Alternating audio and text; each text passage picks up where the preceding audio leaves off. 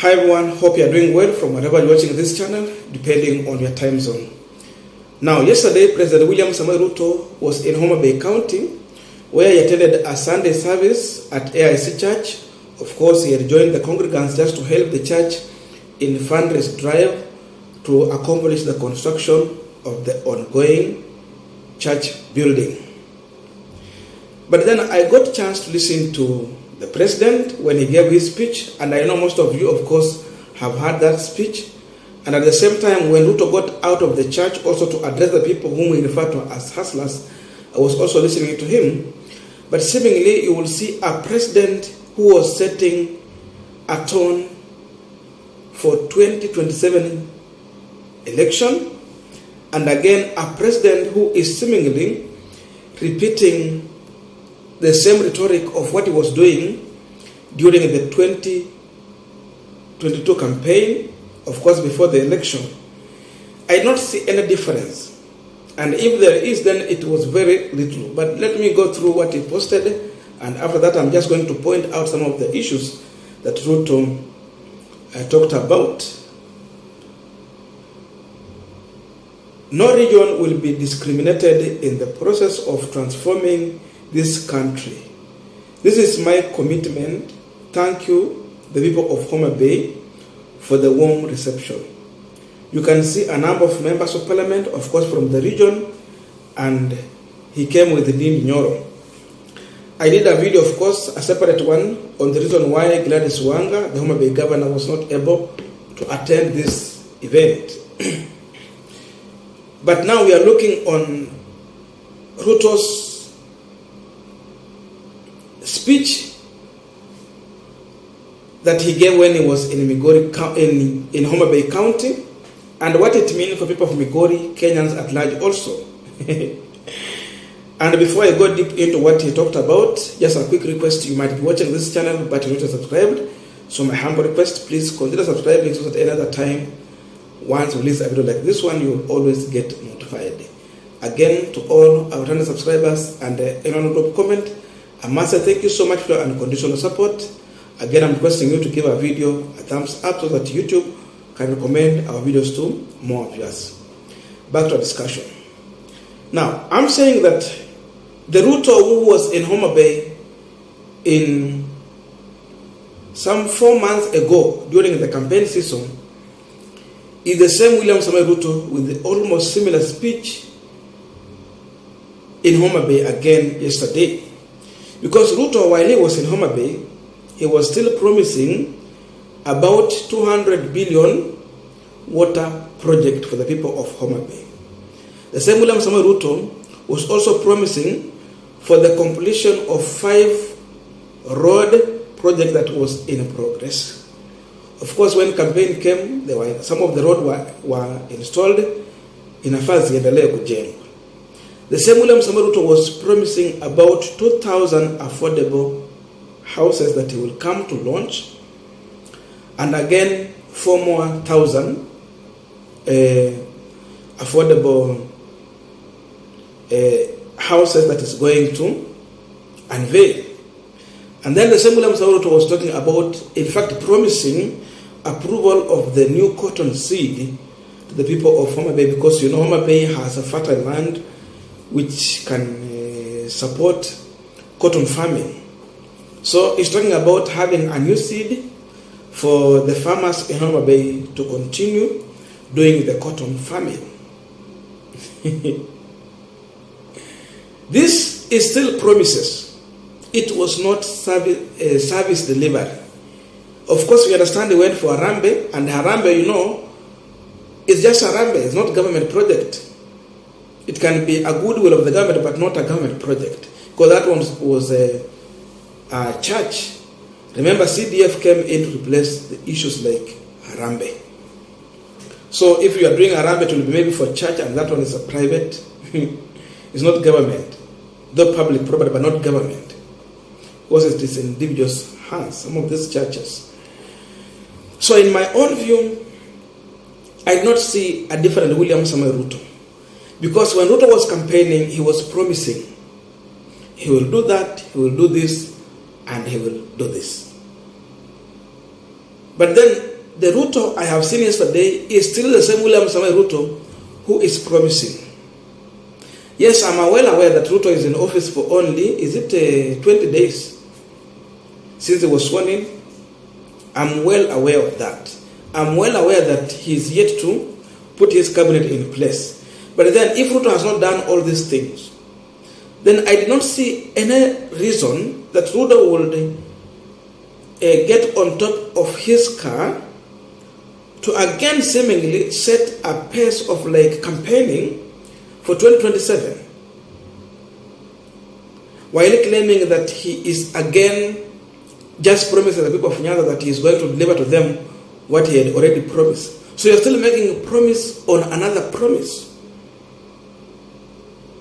So people are just still hopeful. In my view, I don't see a reason Ruto had to talk about this. It was good Ruto to attend a service and then just greet people, but then give time to himself and let him tell people that I'm preparing my team. Once it's ready, we will deliver what we promised. Rather than going to articulate on issues that you already articulated during the campaign season. Because if you told us during the campaign that you are going to construct road, but then you are still coming here to tell us how you will construct the road, but not putting it in place. So you are still just giving people hopes the same way, because campaign time, it was time to give people hope so that they can trust in you and vote for you. People already granted you their hope, they voted for you, of course. Wengine wanasema ni Chebukati na Venezuela, but we know you are in office. And the campaigns are over. So I don't see the reason why the president should come all the way from Nairobi to Homa Bay to again give promise to the people. In my own view, I think Ruto should be delivering. And if not, then he should wait until when his team will start working. But of course, even as of now, Ruto is working with the team that was put in place by President, the immediate retired President Uhuru Kenyatta. That means they can still give them an instruction on what they need to do. Because he gave an executive order restraining this CSS from doing certain things. In fact, they cannot approve something, a project or anything which is more than, is it 2 million shillings? But it can be possible through his own order. If you give an order, then they can do that. That means even as of now, there are things Ruto can do. So if there were roads that were going on as far as construction is concerned, then the road were installed. He just need to give an order and they will continue doing the job. Because kama kulikuwa na pesa za kutengwa kufanya hiyo kazi, basi hizo pesa ziko, na kwa hivyo vile zilitengwa, basi zifanye tu hiyo kazi vile ilitakikana ifanywe. Because I'm seeing a president who is just promising. Because seemingly, you can see a Ruto again who is just setting, or who is setting his journey for 2027. It is true Ruto will be on ballot in 2027. And that means for him to win 2027, first of all, he has to win the confidence of the people. And how do you win the confidence of the people? By just doing what you promise. Implement what you had promised in your manifesto. Alikuwa na hizo block, ilikuwa inaitwa regional block meetings where he was collecting views from the people. The economic regional block meetings. The people gave him their views on what they need him to do. Let him implement, but not set the tone for 2027. Because I saw a president who is setting a tone for his election in 2027. A man who is still giving promise. A president who is still articulating on what he's going to do and not what he's doing. So I do not see anything different. I still see a politician who is still in the race for campaign for 2027. But then another thing that I witness is that I can see a William Ruto who is looking for legitimacy from people of Nyanza region. Remember, this is a region where Ruto did not get substantive votes. He got some few votes here and there, but that vote was not that much. And therefore, if there is something is lacking, that it is legitimacy from these people. They still believe that the person whom they voted for, it was Raila Odinga. But many people again still believe that Raila was just ripped out in favor of William Ruto. So Ruto also is here looking for legitimacy or acceptance from the people of Homa Bay and the Nyanza region at large. That's why he's still coming on ground to articulate on things that he's promising to do for these people, just to be accepted by the region, so that another time the country as a whole will be seen as if it is supporting William Ruto as the president, or it has accepted William Ruto's presidency. That's another thing Ruto is looking for. And again, lastly, I see William Ruto, who is looking forward for people of Nyanza region to vote for him in 2027. The truth of the matter is that you cannot depend on the community that voted for you in office in the next election being sure that they will do the same thing the way they did it. Because what happened when you vote for someone, there are things that he might not deliver as he had promised. And because of that, of course, the electorate will punish you through the ballot by voting you out. So in 2027, most of the people will get out to vote William Ruto out. That's why he's reaching out to other areas, so that he will influence them with some goodies here and there, win their hope, their trust, and then they can vote for him in the future.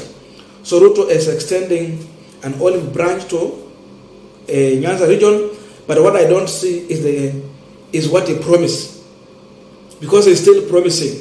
So until he delivers is when we will say that, oh, Ruto now is on the ground working for the people. So the same way Ruto